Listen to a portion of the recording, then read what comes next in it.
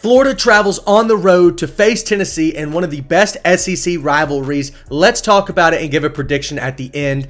First up, Florida has had a couple of get-right games versus Mississippi State and UCF. Now, in UCF, they did not really score at all in the second half. It was pretty disappointing, but when they came out guns blazing in the first half, they did a great job. Second half, they chewed out the clock, but versus Mississippi State, the offense got on the same page. They scored 45 points. Graham Mertz has been balling out. He's top 5 in college football in completion percentage. Now, is he throwing nukes every play? No. But you don't need him to. He's a game manager, and he's been doing a great job of that while he's been healthy. Meanwhile, on the Tennessee side of the football, they're coming off a very disappointing loss to Arkansas. Arkansas's quarterback, Neyland Green, has almost thrown for 300 yards against that team.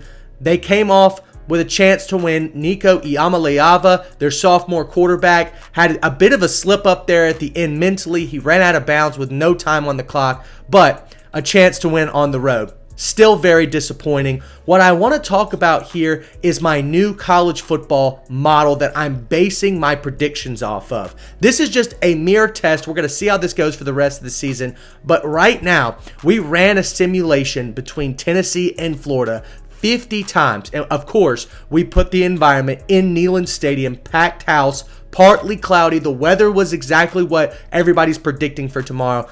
And here are the results. Florida won 60% of the games outright, and they covered the spread, which is 15.5, 96% of the time, which is absolutely stunning.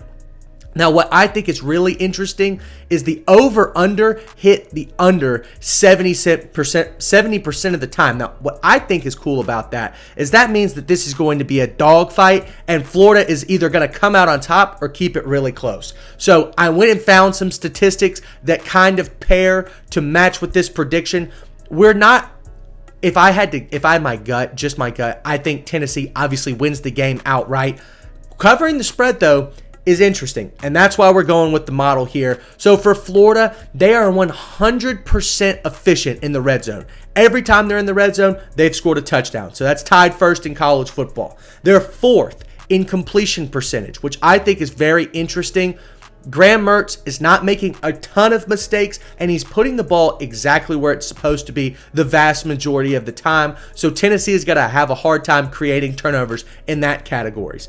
Like I said, they had a couple of get-right games versus UCF and Mississippi State. Even with the quarterback change throughout the game between Graham Mertz and DJ Lagway, the freshman, the offense is still clicking. Now, obviously, it looks a little different when either quarterback is in, but regardless, they have pieces around them, especially in Elijah Badger and Eugene Wilson, that can really fit this team well regardless of the scenario. And that's why I personally think that Florida has a shot to keep this game pretty damn close. Now, on the Tennessee side of the football, they've really struggled on offense over the last couple of games versus Arkansas and Oklahoma, especially at the quarterback position. Nico Iamaleava has not done that well, and he is not winning these games for Tennessee. They've put up just 44 points in their last 2 games, which is a far cry from what they were doing at the beginning of the season. Now, all of their statistics are still in the top 5, top 10 on offense,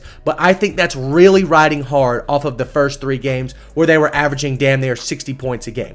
Now, the other thing I want to talk about is this is a sloppy Tennessee team. Over the last 2 games, they've had 20 penalties for 142 yards. If you show up and play sloppy football against a team who has marked you as their calendar game, it's going to be close. And so I think Florida can cover this spread.